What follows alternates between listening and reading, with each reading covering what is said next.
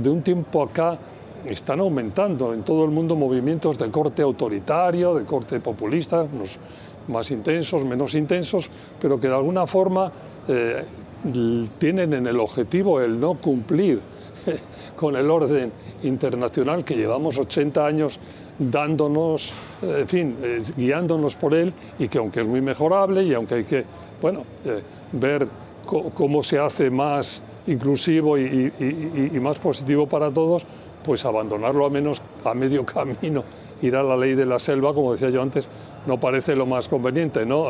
Aníbal, ilumínanos de entrada este sendero. Sí, José Antonio, ya hemos hablado en otros episodios de Globoeconomía sobre el surgimiento de estos movimientos populistas, ¿no? Y creo que lo que está muy claro es que parte de esta tendencia tiene que ver con atacar y socavar los principios legales del derecho internacional, como bien decías.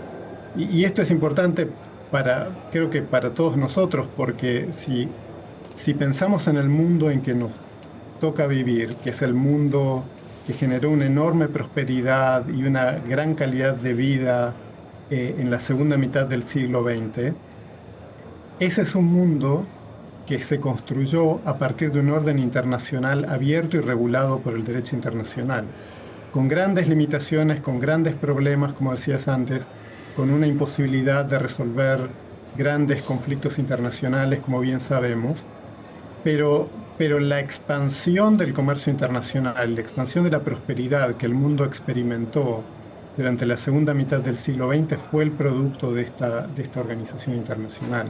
Solo para dar una idea, si nosotros tomáramos toda la producción de bienes y servicios de los países del mundo, ¿no? A fines de la Segunda Guerra Mundial, el comercio internacional era equivalente solamente al 10% de toda esa producción global.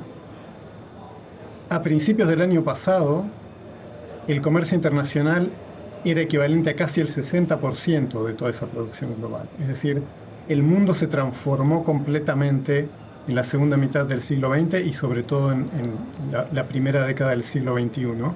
Por supuesto, este modelo de comercio abierto y de prosperidad está en crisis a partir del último año, con este nuevo mundo en donde las tarifas parecen prevalecer y el comercio parece ser mucho más cerrado.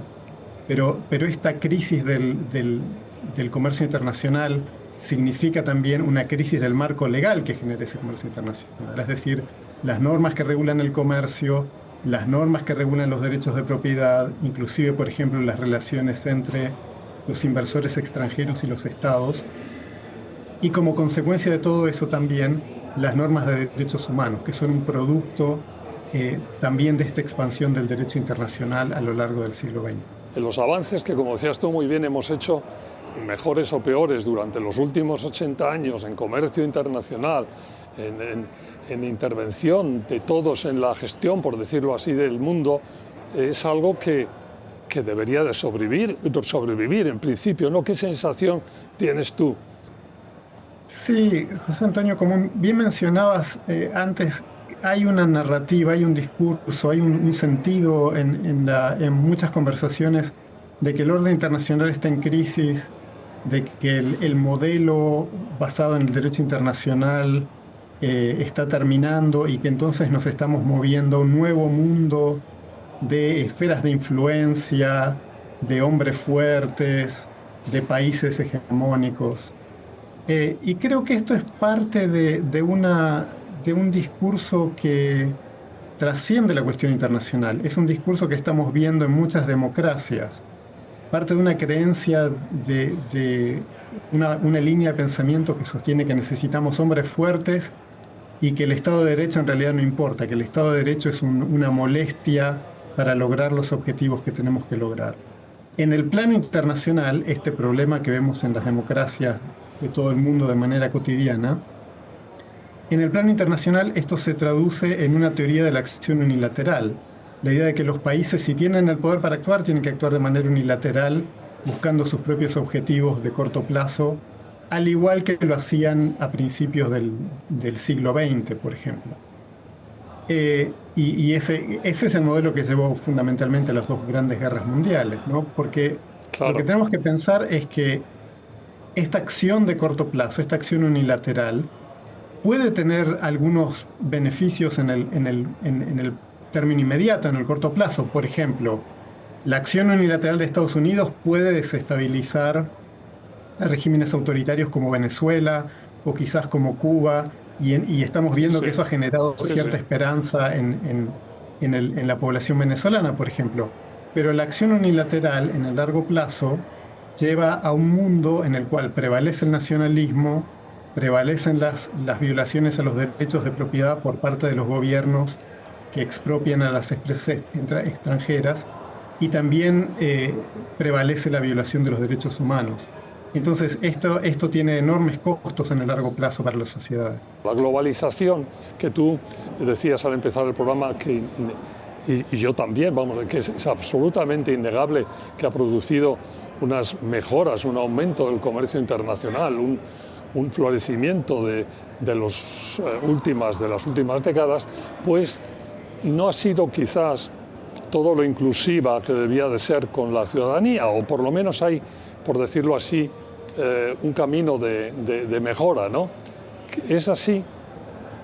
Sí, sin duda uno de los efectos de la globalización ha sido el crecimiento de la desigualdad, ¿no? Sobre todo en los países industrializados, los países tradicionalmente ricos.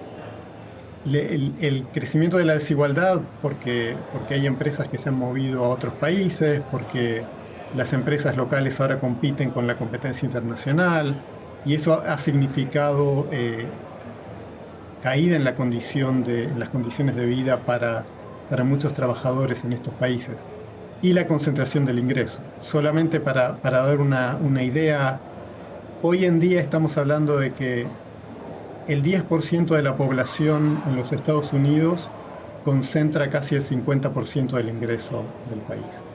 En Europa, que son sociedades en general más igualitarias, el problema existe de la misma manera. El 10% de la población concentra alrededor del 40% del ingreso, y en países como Brasil o como India la situación es mucho peor, ¿no? La concentración del ingreso es mucho mayor. Entonces, hemos visto una concentración del poder económico, del ingreso, de las condiciones de vida, y un crecimiento de la desigualdad dentro de muchos países. Ahora, también hay que reconocer que como resultado de la globalización, se ha reducido la desigualdad entre países. No ha crecido dentro de los países, pero se ha reducido la desigualdad entre países. ¿Por qué? Porque los trabajadores de China, de India, de África, hoy ganan salarios que son todavía muy diferentes, pero son todavía mucho más cercanos a los de los países más ricos y más avanzados. Entonces la globalización tiene estas dos caras, que por un lado genera desigualdad y por otro lado reduce desigualdad. Y creo que lo que hemos perdido una gran oportunidad, que es para los gobiernos de los países en desarrollo y de los países desarrollados, de atacar el problema de la desigualdad con políticas que sean realmente efectivas.